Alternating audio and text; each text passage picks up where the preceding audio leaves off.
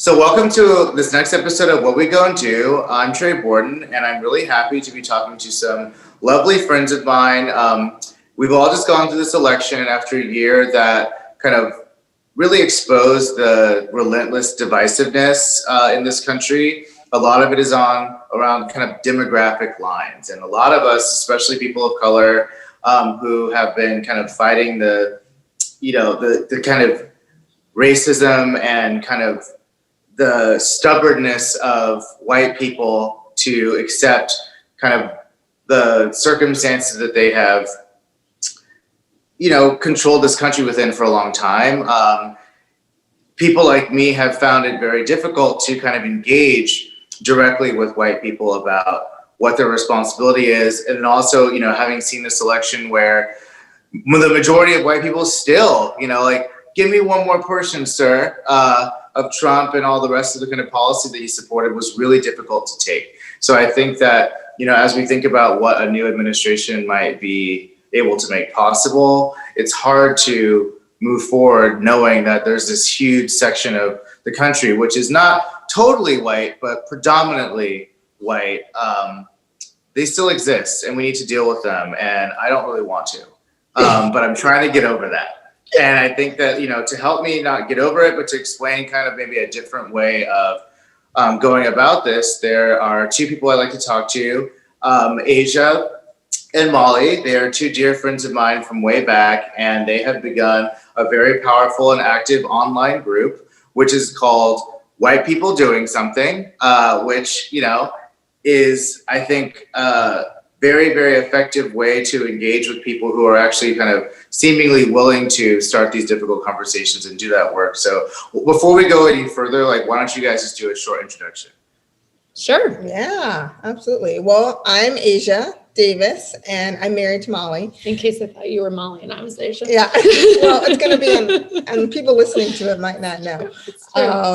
And yeah, we started this group with known Trey for, God, since way long ago. Since I was straight.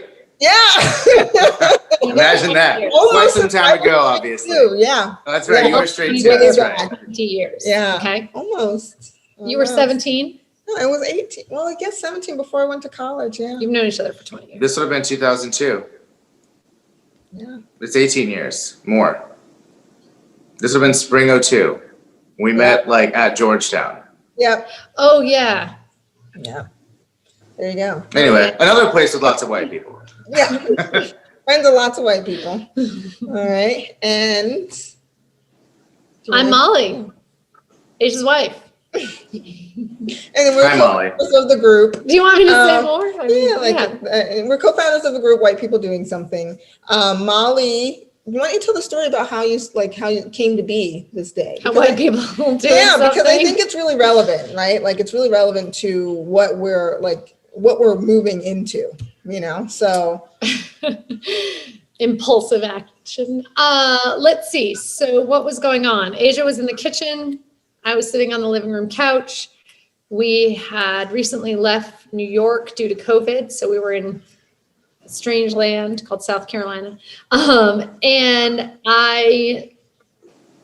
George Floyd had been murdered. And when that was going on, we were actually with Asia's family. And so we were having a lot of really great conversations, and not on social media. I hadn't posted, my solidarity post. I hadn't said, I'm outraged. I hadn't done any of that. So I'd sort of quietly, in terms of social media, sort of quietly let this happen without any attention. And so that night we were back, and I was sort of looking through things, and I changed my profile picture and I wrote something. And what I wrote is that I don't know what exactly needs to be said right now. And probably if I try to say something, it might not be the right thing. And that's okay. I'm not going to keep quiet. And what ended up happening is many other white people in my circle followed suit. And just to be clear, for those of you who aren't watching this, Molly's white and I'm black. Oh, Molly's white. Thank you for clarifying that for the podcast. Yes, Molly. I'm black. I forgot that. They know at this point. Yes, Molly is just a plain white person. Mhm. That's Yeah. from New Hampshire. all the way white. So I was going to say That's my white. through and through. That's generations of white. And anyway, so I changed my picture, and then a lot of people in my circle, other white people, changed their pictures and started to speak up as well. And I got in that moment that there are people paying attention, and that my silence was speaking volumes. And it was saying something that was not true to even the conversation that Asia and I were having. So then I continued to read some articles, and I saw some incredible artwork by Kara Springer. And it said, white people, period, do something, period. And I was like, okay. I remember that was my cover photo, actually. I was like, well, I'm glad Molly's looking. Maybe that's where I saw it. And so in that moment, I decided that, there are people who pay attention, and oftentimes what happens requires like a triage immediate response. And the Facebook algorithm keeps people from seeing things sometimes. So we'll just start a group. And how great would it be if we could get like 1,000 people in the group over time? So if there's a petition or there's phone calls to be made, or we need to signal boost something that someone's at, we just have this group. And so I want to jump in here, because I think it's really important for people to know that, like, it's not like you guys, you guys had some, like, I know Molly with the Global Autism Project, like you know how to kind of organize and kind of blast things out and rally people, but this was not a project that had, months and months of preparation or any kind of clear outcomes or any kind of like, any kind of big organization kind of behind it. It was just two ladies who are like, white people need to start talking about this, and we need to come up with a forum to facilitate that. And you didn't even know the type of people who you might get. So I just want to make sure that the listener and watcher knows that, like, this was kind of done with no real concrete expectations. Absolutely. And it was done before Asia had finished cooking dinner. So she was sort of like, what are you doing? And I was like, I'm starting this group, and there's 2 people in it so far. I think it's going to be really cool. And it was sort of my staff and my community. And, and it's funny you say that too, because somebody said, like, I don't know what this is about yet, but I know that Molly is like a community organizer and advocate. And I was like, maybe I am. Because like you said, I had done it with autism in years past. So by morning, there were 1,000 people in it. And I was like, hey, Asia. So that group. So then we became the co-founders. So that's how it happened. And I think we also realized that just by who we are in our own relationship, it's like, we might be the only mixed race lesbian couple that people know in their lives at all. Mm-hmm. And so it's kind of cool to have that proximity to give people that proximity to us and who we are. Yeah. Right. Yeah. Go on, Asia. Well, I think what's really, interesting about, like, not only is it who we are, but also if we had thought about it, right? If we had spent a moment thinking about like what we were going to do, like in terms of like, oh, let's organize and cause all these things, like it would not have happened, right? We would have talked ourselves out of it. We did not have a plan to be showing up. What is it, like 188 days today, according to that was yesterday. 189 days every single day for the past 189 days. We have gone live with an action for people to take in our group. And if we had set out and being like, this is what we're going to do. It wouldn't have happened. It would have seemed very overwhelming, I'm sure. I mean, even this episode, even the show you're on called What We Gonna Do, there was a lot of thought and preparation even about what that question was going to be asking. So I think that it is true. These things actually end up being so much more daunting that if you realized it when you started it, maybe you'd be like, well, maybe not. So it's almost good to have a little bit of naivete and ignorance, especially when you're, rushing into something that could actually really meet a moment. Yeah. Yeah. And that is what it did, I think. It was a moment in time, and we felt, having been down this road before of innocent Black person gets killed, we felt like this is a moment that has more momentum than it has in the past.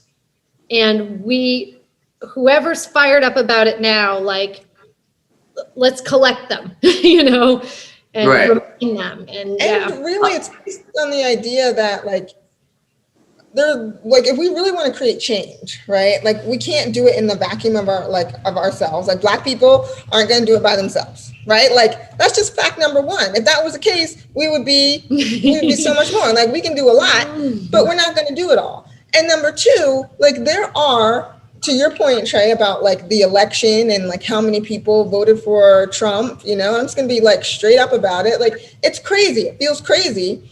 And also, what we are betting on and what we know is that there are far more people who want equality, who want, not even equality, I hate that word, but like who want, like who don't want to have like this system as it is anymore. But what's stopping them really is fear of speaking up, right? It's fear of like the unknown, is the fear of like the consequences that could happen or not happen, or just not even knowing what to do.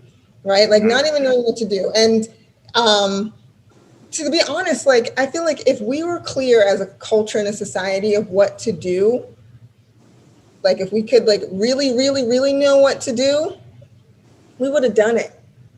You know, like is that, you know, a lot of people, I feel like if there wasn't, because I mean, I don't think there's people who would argue, here's what we can do to like really combat racism and inequality and kind of policy, you know, disparities. Like, it's not like there's not plans that exist. A lot of people actually just don't want them, you know, because, and a lot of those people are white because they're the ones who have, you know, the most to lose from a level playing field. And, you know, and we're just talking about kind of like the material gain, like the material losses of equality to white people, let alone kind of like what comes with the ownership, the moral ownership of kind of what you've benefited from, the descendants that you come from. You know, I think it's a lot for anyone to really reckon with that. And so that plus the material benefits you have to keep it the way it is, I think that is also what's really inspiring for a lot of white people. But for the white people who are like, I don't care what it costs me, and I don't care how it makes me feel about my grandpa, like I need this world to be different. Like, I think that this is a good opportunity to kind of get those people on board, and those people have gotten on board. I would like to hear from you guys, kind of like I mean, I'm assuming there's lots of people who are not white in this group as well, but for now I want to focus on the white people. Kind of like, what has been the internal wrestling that white people have been dealing with that has been kind of explored on this platform? Because I think that like for me, and we talked about a lot of this in the podcast, it's like, I don't spend a lot of time kind of like holding white people's hands, helping them feel good about making what I consider to be pretty low level steps towards equity. So kind of tell me more about what this community is, and like, what have you seen white people grappling with that might be illuminating to someone who, like me, is like, I don't mind white people, but I can't stand like a white person who doesn't really know that their whiteness exists and that it impacts others, you know? Yeah. Do you want to talk to that, Maya? Well, a couple of things. First of all, to your point, Trey, about like, we know what policy changes will make a difference. We like all of that. Like that's been pretty well researched and documented, right? And the challenge is that policy, we really feel like policy changes and social programs are not how we're going to get out of this. If they were, for years, it has been illegal to discriminate, right? But that doesn't keep people from discriminating, because it's the changing of the head and hearts that needs to happen, right? And I think it's interesting because we can focus on sort of the white people in this group, and we really have a spectrum of white people, right? It's like we have the white people who are like, oh my gosh, I had no idea any of this was going on. Thank you so much for sharing with me. And also we have the white people on the other side of it who are like, if you're not woke, if you're not angry, why didn't you capitalize Black? I mean, it's like literally the night I started this group, someone was like, what is your training in anti-racism? Why didn't you capitalize Black? And I was like, oh, Asia, did you not have to capitalize Black? And she's like, no, I've never heard of that. And so I wrote back to the guy and I was like, thanks so much for telling me that. I was like, you know, even Asia didn't know that. And he was like, it's not her job to know. It's your job to know. And I was like, okay, I got it. And then I had posted a picture, a cartoon GIF of Minions to say, like, invite everyone you know to join the group, thinking maybe we can get to 1,000 people. By the way, the group now has 40,000 people in it. Just if that. Wow. See? Yeah. So, and somebody said, can I ask why you would use bystander imagery for something like this? And I was like, wow. Okay. You would use what? Bystander imagery. It was Minions. Literally cartoon yellow. Bystander imagery meaning what? I don't know. My answer, I'm sure someone's going to tell me. I know. Well, here's the deal. What I could have done is looked up what is bystander imagery and why should I not use it, and then issued an apology for using bystander imagery and all of the harm that it caused by posting a picture of GIFs of Minions. What I did instead that night is I said, oh, because I'm committed to imperfect action, I'm aware of digital blackface, and so I picked a cartoon character. Thanks so much for the heads up. You know, and like, right. And that really became, I think, the ethos of the group is like, imperfect action. Yeah. Imperfect action. And when dealing with, like, going back to your question about like the kinds of white people, I think, like, especially for Black people, like, we're clear, like, if you're a Black person in this group and you're not like trying to like be on this level of education and all that kind of stuff, that's totally fine. Yeah. Right? Like, you don't have to. And we do have a wide spectrum of white people, you know, and I think I know, like, people like you. And really the two agreements that we have in our group is we don't make people wrong and we move the conversation forward, right? And those two agreements like really have shifted the groundwork for everything, because the biggest issue, because we're like the thing that we're always thinking about is like, what do we really want to achieve, right? And what's in our way from getting there, right? Like, I can focus on, oh God, like, these white people don't know what they're doing, don't want to know what they're talking about. But what we're here for is we're here for creating a world where racism cannot exist, right? Cannot exist. Not that it doesn't exist, not that it could come again in the future, where it's not possible for it to exist. And so there's a difference. And in order to do that, there's a way in which our culture as a whole, and that means Black people and white people, has to shift so that something like this isn't even in the realm of consideration for human beings. And to make that, so coming from that place, when you're dealing with, for me at least, when we're dealing with white people who don't know, right, or it might feel like exhausting, I'm like, oh, wait a minute.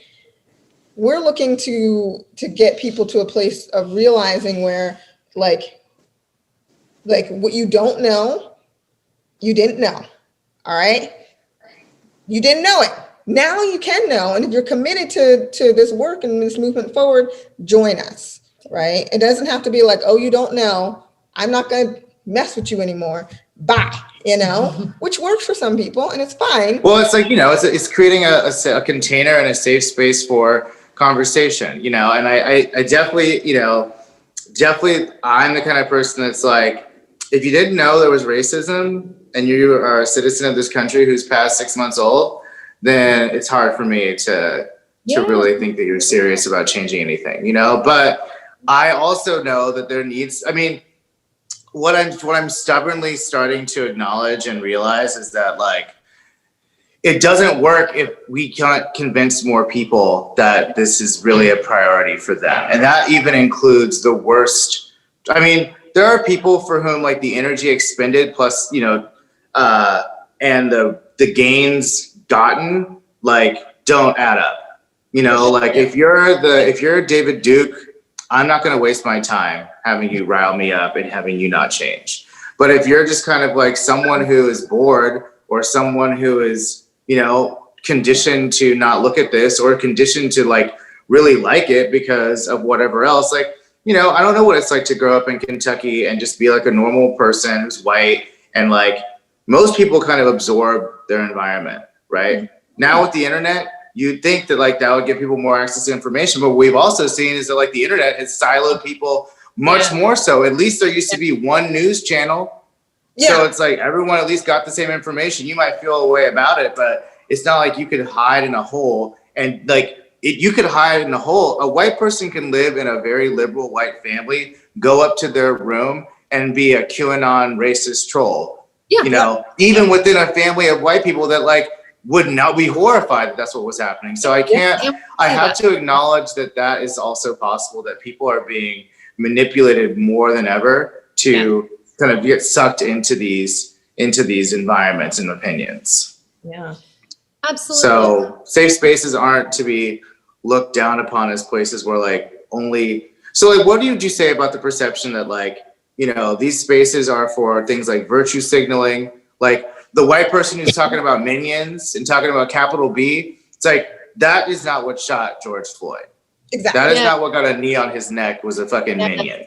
Exactly. That was racism and racist action. And like, if you guys are kind of like chasing your tail and patting yourself on the back because you can say capital B black, but you're not doing anything to defund the police or to, have political action, then it's really hard for a lot of people to take it seriously. So how have you guys felt about, this awakening that might happen that you guys are, seeing with your own eyes, and then translating that into actions, like things that might create a world with no racism, as Asia said? Want to talk about that? Oh, Yeah. It's a really good point, right? And sort of that chasing your tail is like the perfect analogy, right? It's like you're literally like, you didn't spell it right, you used the wrong imagery, and that's what's happening, is sort of this infighting in this world of making people wrong. And so I think what's interesting right now is seeing sort of this awakening, as you call it. And I remember somebody posted, I cannot remember who said it or what it is, but it was good. And so I am sorry. This is not out of disrespect. This is also a safe space. No, okay, perfect. But they said, it's hard, it's hard to wake up a person who's pretending to be asleep. Mm-hmm. And so it's not hard to, people say like, I'm woke now, like I'm here, and it's, what is it? Like, you can't wake up someone who's pretending to be sleeping. And so you have to sort of look at people. And one of the things that we say in the group all the time is people only believe things when it comes out of their own mouth. So if I sit here telling you that you're wrong and telling you that you're pretending to be asleep and telling you that you're willfully ignorant, you're not going to believe it. When I get curious, and you'll get pushback. And you'll get pushback. And you'll dig your heels in. You'll dig your heels in. Exactly. And what's interesting is every single person that we've had this conversation with knows that you'll dig your heels in, yet they still interact like that. So I don't know what that's about, but it's interesting. And it's that digging your heels in that I think is exactly what we're addressing in this group. And because if you think about it on the grand scale, right? The reason that we're still dealing with racism is because people have dug their heels in about whether it exists or not, whether it's real or not, whether it has the impact that it has or not. Yes. Right. And so, do you think that's genuine, or do you think that people are just like, for Rush Limbaugh to say that he does not know about racism or white privilege, to me seems like such a gaslighting, disingenuous, it's hard for me to believe that people can genuinely be like, racism is gone. There has never been racism. What does that mean even? So that it's really interesting. So I was on a call with a bunch of C-level executives from Fortune 100, Fortune 50 companies the week of George Floyd. And it was all white people. And what they were talking about is, where do you even find Black people who are able to do these jobs? And this was a legitimate conversation. And I was like, do you want me to give you some names? What jobs? What are you talking about? And this was a legitimate thing, because they were like, there's only one or two in the schools. You meet a couple in college, but they kind of do their own thing. Where do you even find them? And I was just like, these are the people running our country. Biggest corporations. Which corporations own our country, right? So it's literally, and it was the most interesting conversation. And it was, it was not recorded, it wasn't in front of people. This was people really being like, this is so awful. And where on earth do you find that talent? And I'm literally looking around, I actually sent them names of people, but it's I don't know. I cannot speak to Rush Limbaugh knowing that or not knowing that. I will say that my instinct is to agree with you and be like, what world are you living in? And also in that, it's like, we have to acknowledge that we live in different worlds.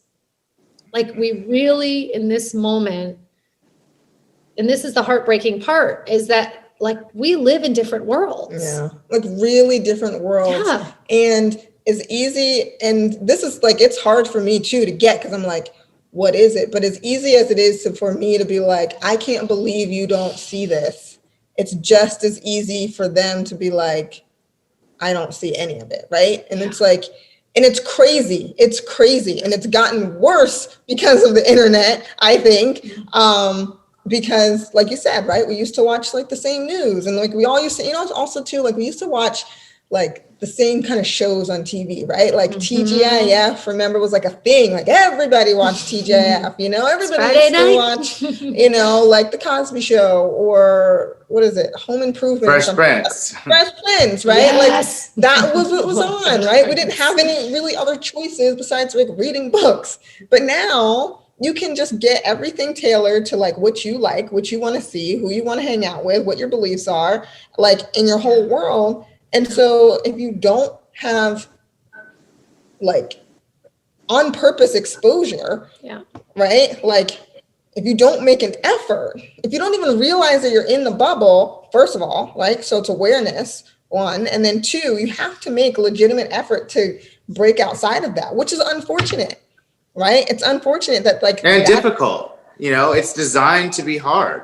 It's not as if you can just be like, boop, okay, now the real world's here. It's like, these are things that like, they are meant to trap you, and they're meant to be really sticky, you know, so that it's hard to extract yourself. So, you know, I can acknowledge that. And, you know, I would say I'm less concerned about it from the other side. Like if all you see is woke anti-racist shit, then like, I'm not really that mad. But what I do think, what I do think on the other side there is, and like, this is difficult for me to think through and like admit, it's like, I don't think the outcomes are just as bad, but I do think it is harmful to have all you see of the other side be these demonic, white, obese, slow-footed white people who are, or these Karens who are out here calling people faggots and niggers everywhere they go, and like harassing everyone they see. And like, that is not a full or comprehensive portrait of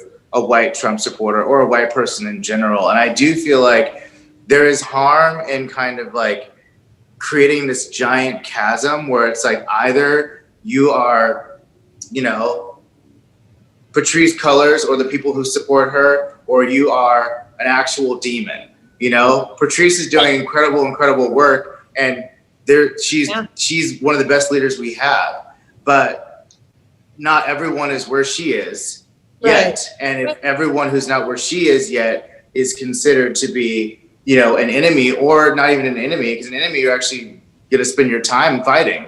These are people who like aren't even in your consideration. And I think that if that's the pool that we're creating, like that's a gigantic pool. And without those people, it's going to be so hard to get them to get any of the policies that we want, to kind of reform our electoral system, to have a culture that like polices itself. You know, like you're talking about Asia creating a world where racism doesn't exist. The only world where that's possible is where white people stop being racist. You know, if white people said, we're not going to be racist today, literally the fantastic majority of racism would be eliminated. And if they went as far as to say we're going to be what? So the question we're inquiring is, how do we make that happen? Right? It's sure as hell not going to happen if you're like, you are a demon, you drive a pickup truck, and you're racist because you got camo on, and you support Trump. Like, that's not going to happen. Has to come out of their own mouths. It's not going to happen. Has to come out of their own mouths. I told a story the other day that I thought was really interesting, because then I want to talk about kind of like how the community you organize can be leveraged, replicated. And well, I mean, the best of the work it's doing, like how do we replicate that? And then also this, but there's something I thought was really interesting. When my mom was really ill a few years ago, you know, when my dad and her had a conversation about like what would happen if like something happened and she needed to have help and my dad was like unable to get there, like is there a neighbor or someone? And my mom like really surprised my dad. So my parents live in Elk Grove, which is like a suburb of Sacramento that's like it's like very suburban, formerly very rural, like racist history, not where I'd want to be walking down the road, like in certain parts of it at night. And so when I go to visit them, I go walk my dog and we pass this house that had a Trump flag. Trump 2020. And this is like early on in Trump. I'm like, it's 2017, maybe 18. You're talking about 2020 and we've already seen all this shit. Like, what a crazy ass bastard this must be. Yeah. And so anyway, my mom was like, you know, I think his name was Mike. And my dad, she's like, I call Mike. He was like, really? She's like, you know, like he might be a kind of Trump supporter, but like, I've talked to Mike and I know that Mike, even though he likes everyone to know he likes Trump, he considers being a good neighbor like the most important thing. She's like, I know if I was in trouble, Mike would drop what he was doing, pass his Trump flag too, be like, hey Trump, and come over and take care of me. And so like, that's who I would call. And I was like, my dad told me that after she died. And I was like, that's so interesting. My mom was raised in the segregated Texas. You know, she knows about white people. Mm-hmm. And I'm sure she was unimpressed with the Trump flag, to say the absolute least. But when it comes down to it, she's like, if I'm in trouble, who am I calling? It's that guy I know who's a good neighbor above all else. And I'm like, that type of bond or that type of even possibility, even the perception of that possibility, I was like, that is kind of what we need to cultivate. Like he could look past his Trump flag, she could look past his Trump flag, and they could be like, but what we actually care about is this community in this neighborhood and whether you're okay. And I don't know, that's like my own personal like exposure to that sentiment. Like she never called Mike to my knowledge, you know, but I'm glad she didn't have to. But the fact that she would, the fact that it was a possibility in her mind, I think is like something so powerful that groups like yours and like maybe some of the interactions you're seeing kind of bolster, you know? Yeah, absolutely. You know, what's interesting is we did a survey in our group a while back and like, we were like, what do you want out of this? Like, what are you afraid of? What do you want out of this? Like, what do you like want? What brought you here? And, you know, people answered like, you know, they're afraid of saying the wrong thing. They're afraid of, they really wanted, but like, they don't want to offend people. But like the overarching theme for every answer was people just wanted to be connected, right? They didn't want to have this divisiveness. They didn't want to have this thing between them and other people.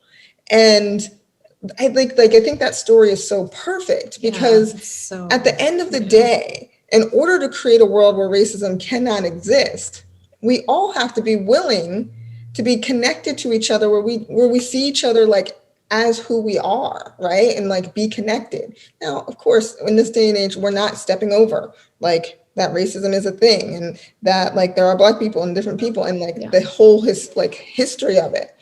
But in order to get to where we want to go, there has to be that, I think, desired connection. And really what we're doing is we're just breaking down those walls, right? To getting to the truth of who we are, right? Like it's like how Molly and I can be together.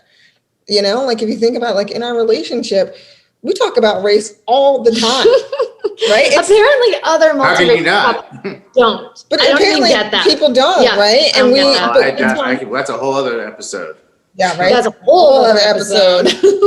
But it's interesting because like my experience with a white person is way different than with a Black person, and it's crazy, right? It's real crazy. But like we, at the end of the day, it's just like a love that is like beneath all surmounts all of that. Yeah, exactly. And so if we can break down, like I always tell everybody, like the reason I'm with Molly is because she saw past my bullshit, you know, like she saw past my bullshit and we see past each other's bullshit. And so it's like, we just see the person for who they are. And I don't have any bullshit. Okay.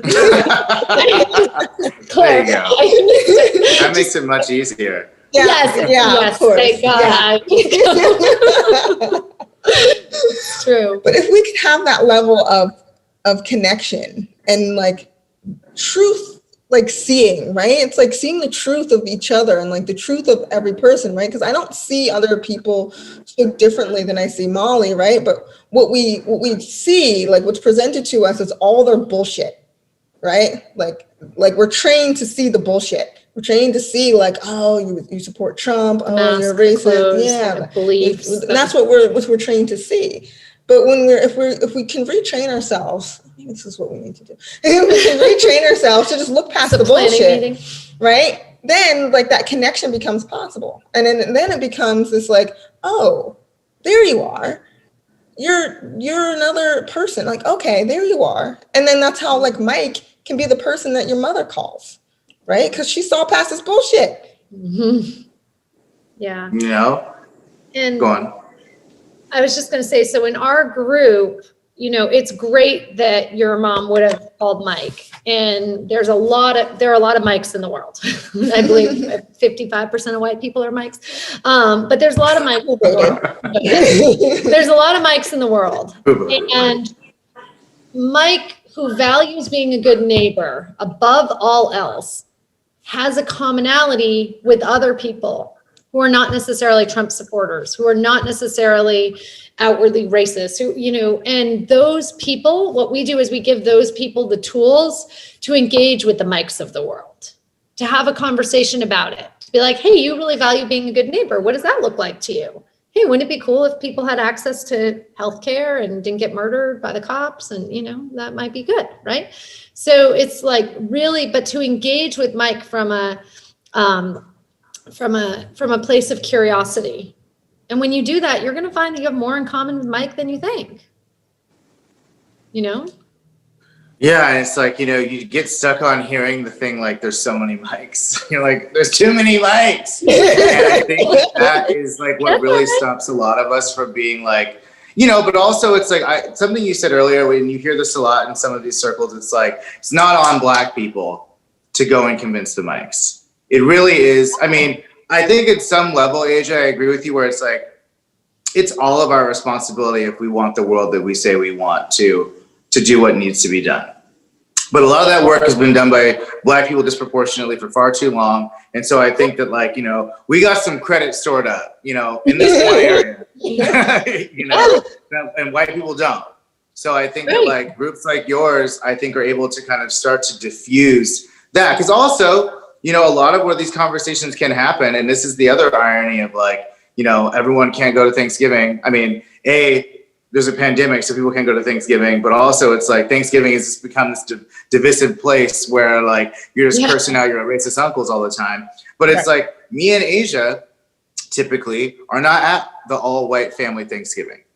You know, so it's like white people are our sleeper cells, like, you know, where if we give the ones the tools and not just tell them like, you should cancel Thanksgiving if your family don't like it, like, you know, make them suffer for their beliefs. It's like, as good as that would feel for me to see a YouTube clip of some, you know, 18-year-old granddaughter cursing out her racist ass grandbaby or, you know, whatever. It's like nothing occurred there that like is useful to me.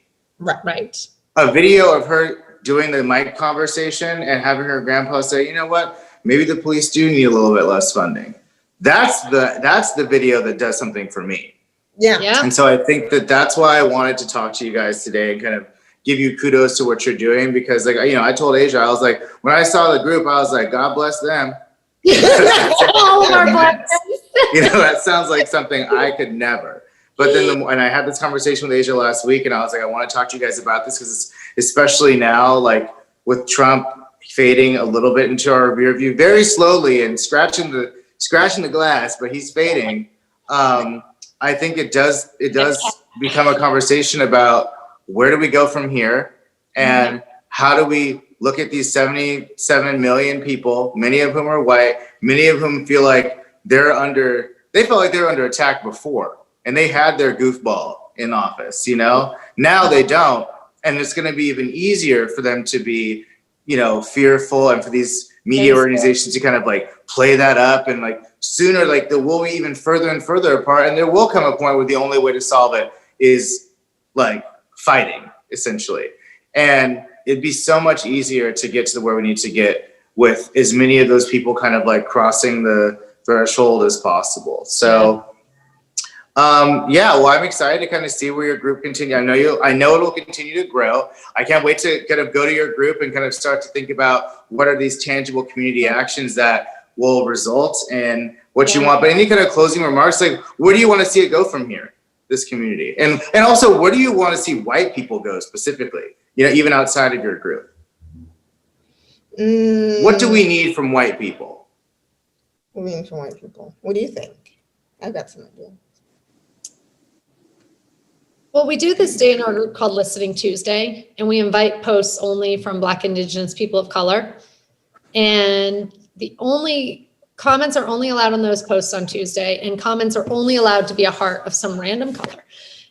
And it's really hard for some people. We're like, you literally may post one heart emoji. That is what you may post as a comment. And so I think, from my perspective, which is obviously skewed, but I think more listening and less talking. And I think, yes, I think definitely more listening. And also, this might sound crazy, but also like more courage from the people who are sitting back and saying like, oh, this shouldn't be. Like, it shouldn't be like this, shame, but like, I'm not going to do anything. Right. I don't want to say anything. I don't want to ruffle any feathers.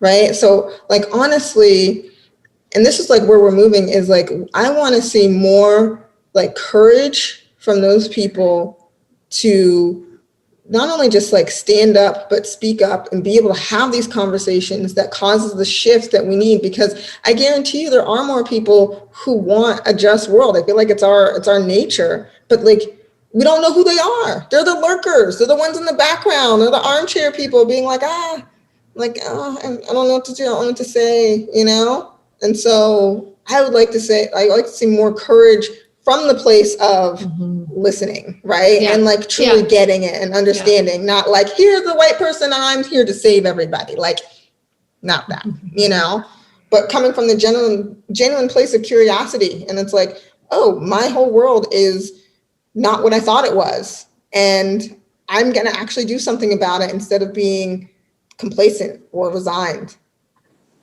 Yeah, we need like a coming out campaign for non-racist white people. It's like, it's like, make yourself known, and before you know it, like, people will be okay with a lot of people being not racist. I mean, it's like the classic example of, and I have many Black women especially, but Black people of color, who are like in these, team meetings at work, and they'll say something to kind of call out some injustice or something that should be curtailed, and then like a white person will text them privately and be like, thank you so much for saying something. It's like, bitch, why didn't you say something? You're the boss. You have a higher position than I do, and you're white.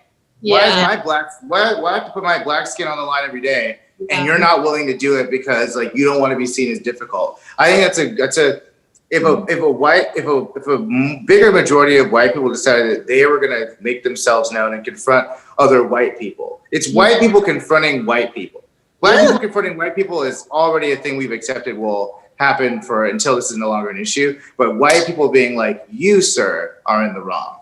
You, ma'am, need to step back and think about your choices in your life. That is something I would love to see more of that. So, well, thank you for taking the time to speak to me. I'm really, really glad that we did. I think this is an ongoing conversation, obviously, because I'm certainly never been described as anti-white, but I have become sneakily anti-bad white, and I'm like, and I think there are reasons to be like, if you're committed to those beliefs, then like, I really don't have time for you. And if it comes down to it, I am going to try to destroy you.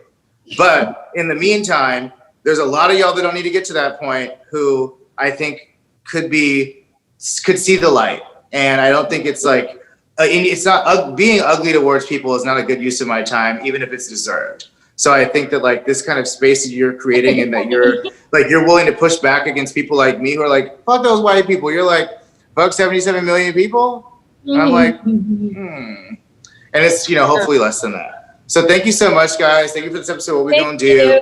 Thank you so much for creating. Everyone, go and join this group, especially if you're a white person in the kind of gray area. Go and do something. White people doing something on Facebook. And Asia and Molly, always a pleasure to see you guys, and I'll talk to you soon. Good to see you too. Thanks so much, Trey. Take care. All right. Bye. Bye.